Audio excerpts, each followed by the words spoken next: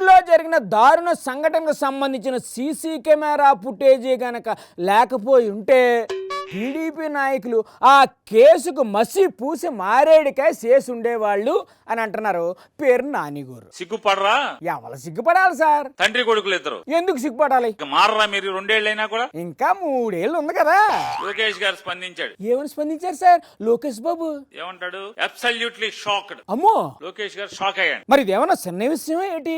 అందుకే షాక్ అయ్యాడు. అబ్సల్యూట్లీ దారుణంగా షాక్ అయిపోయాడు. మరి చంద్రబాబు గారు ఏంటన్నారు? నారా చంద్రబాబు నాయుడు గారు వెంటనే ఆయన ట్వీట్ చేస్తాడు. ఆయన మాట్లాడుతున్నాడు చిలక పలుకు. ఏం ట్వీట్ చేశాడు సార్? ఆయన కూడా షాక్ అయ్యారా? I deeply disturbed by the incident reported from Guntur. Deeply disturb అంటే ఏంటి సార్? బాగా లోతుగా కదిలిపోయాడంట ఆయన. లోతుగానా? ఎంత లోతుగా?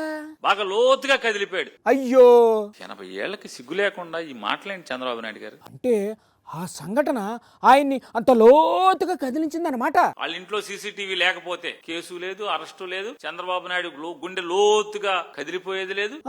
నారా లోకేష్ నాయుడు అబ్సల్యూట్ షాక్ అయ్యే పరిస్థితి లేదు. అంతే కదా.